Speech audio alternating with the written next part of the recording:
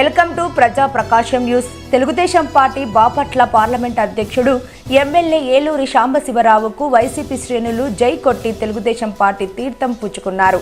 Telugu Desam party Bapatla parliament అధ్యక్షుడు MLA Eluri Sambasivarao YCP శ్రేణులు పెద్ద ఎత్తున తెలుగుదేశం పార్టీలో ఉత్సాహం కనబరుస్తున్నారు.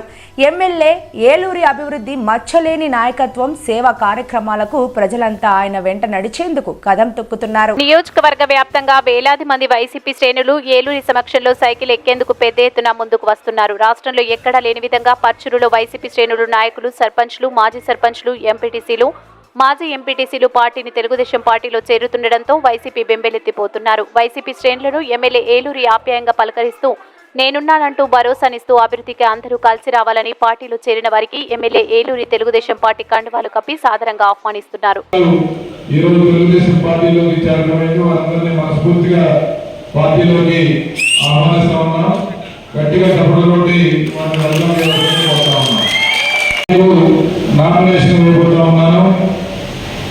ఈ నామినేషన్ కన్నా ముందే వేసేదానికి ముందు చాలా గ్రామాల్లో రాజకీయాలకు అతీతంగా అందరూ కూడా మద్దతు తెలియజేస్తూ వారి యొక్క సంఘీభావాన్ని తెలియజేస్తా ఉన్నారు. మనస్ఫూర్తిగా వారందరికీ ధన్యవాదాలు తెలియజేసుకుంటున్నాను. అలాగే పెండల రామారావు గారు గతంలో తెలుగుదేశం పార్టీలో పనిచేశారు.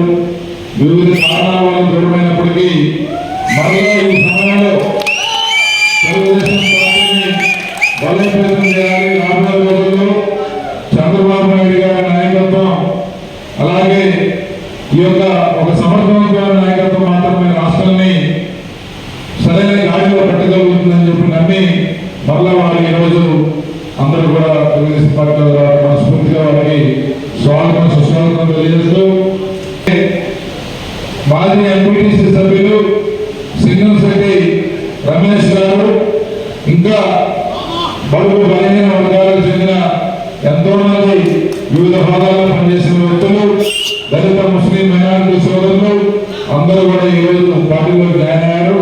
వారందరికీ మరొకసారి స్వాగతం తెలియజేస్తూ రాబోయే రోజుల్లో జనసేన, బీజేపీ, తెలుగుదేశం ప్రజాకూటమి ఒక అద్భుతమైన ఘన విజయాన్ని సాధిస్తుందనే దానికి ఈరోజు మన గ్రామీణ ఉదాహరణ. గ్రామంలో ఎప్పటి నుంచో బొబ్బపల్లి గ్రామానికి సంబంధించి ఎప్పటి నుంచో ఉన్న సమస్యల్ని గతంలో మనం 5 సంవత్సరాల అధికారంలో ఉన్నప్పుడు చాలా వరకు చేసుకోగలిగాం. మళ్ళా ఇంకా మిగిలిపోయిన వాటిని ఈ 5 సంవత్సరాల్లో పూర్తిగా చేసుకోలేకపోయారు.